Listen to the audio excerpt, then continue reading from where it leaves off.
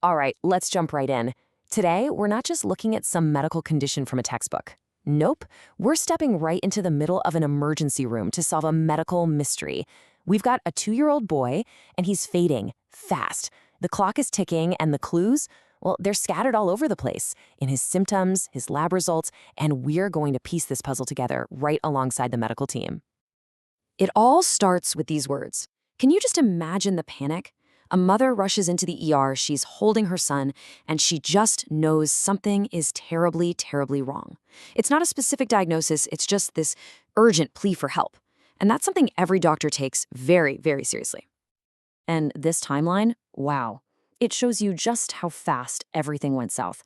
I mean, it starts out looking like any other childhood bug, right? A fever, maybe a bit of a runny nose, but then overnight, it completely transforms. The little guy becomes restless, impossible to comfort, and then by morning, he's hard to even wake up. This is not just a cold anymore. This is a full-blown emergency. So let's officially start the investigation. Our patient, we'll call him JM, is a 2-year-old boy who, really, up until yesterday, was a perfectly healthy, happy kid. But his story kicks off with his mother's fear. That powerful gut instinct that something was just profoundly wrong. You know, before they even run a single test, the doctors can see it. The first note in his chart is lethargic and ill-appearing. Now, in everyday language, that sounds bad. In medical terms, that's a massive red flag. It's the first visual clue that tells the team this child isn't just sick, he is in serious, serious trouble. The whole investigation has to move fast. Okay, so how do the doctors start to unravel this thing? Well, they basically become a team of detectives. They start gathering the first batch of clues right from JM's body. We're talking vital signs, physical evidence, anything that can point them in the right direction. And these first clues are screaming trouble. Just look at these numbers. His temperature is nearly 40 degrees Celsius. That's a really high fever. His heart rate is 148 beats per minute. That's called tachycardia, and it means his little heart is just hammering away, working way overtime. And his breathing, 52 breaths a minute. It's incredibly fast. His body is clearly in crisis mode, fighting something huge. The physical exam just adds more pieces to the puzzle. His skin is what they call mottled, and it's cool to the touch. That, plus a delayed capillary refill, which is where they press on his skin and see how fast the color comes back, tells them his circulation is really poor. His body is literally struggling to get blood out to his hands and feet. These aren't just little symptoms. These are signs that his whole system is starting to break down. And then you get this. This right here is the smoking gun. Just look at these lab results. The blood work alone shows a sky-high white blood cell count. Boom, major infection confirmed. But the real story, the critical clue, is in the CSF, the cerebrospinal fluid. It's supposed to be crystal clear, but his is hazy. Why? Because it is packed with white blood cells. And look at the glucose. It's super low because bacteria are literally in there eating it. The protein is high from all the inflammation. There is absolutely no doubt. There's an infection inside his central nervous system.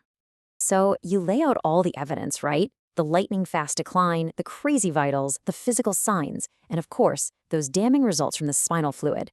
And suddenly, the detectives have their prime suspect. All the clues point to one single, terrifying diagnosis.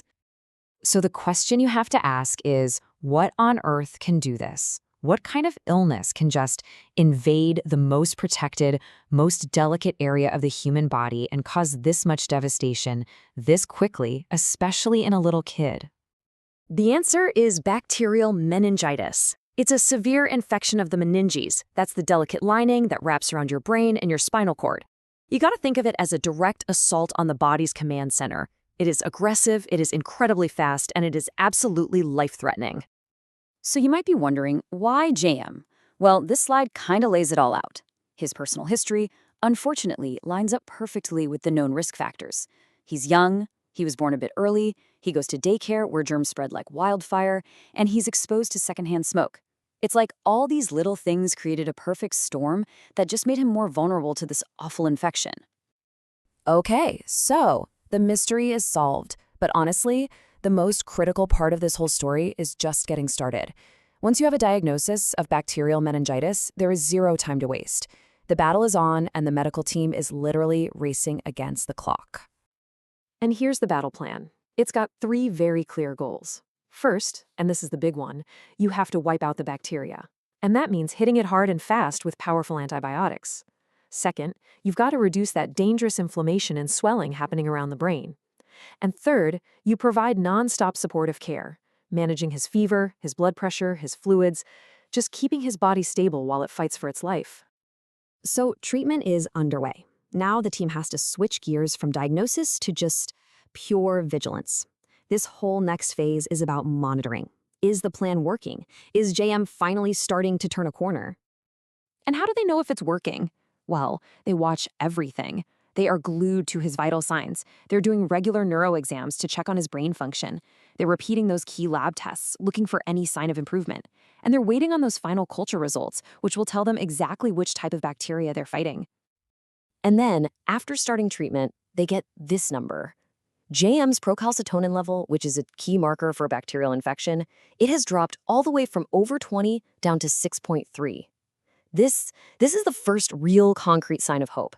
It is objective proof that the antibiotics are doing their job and the infection is starting to retreat. It means JM is fighting back. So JM's story took a positive turn, thankfully. But it leaves all of us with a really important question.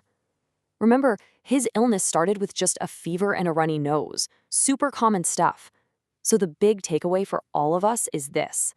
How do you know when those everyday symptoms are actually hiding a true life-threatening emergency? Knowing those other warning signs, things like a sudden change in behavior or that extreme sleepiness, that can make all the difference in the world.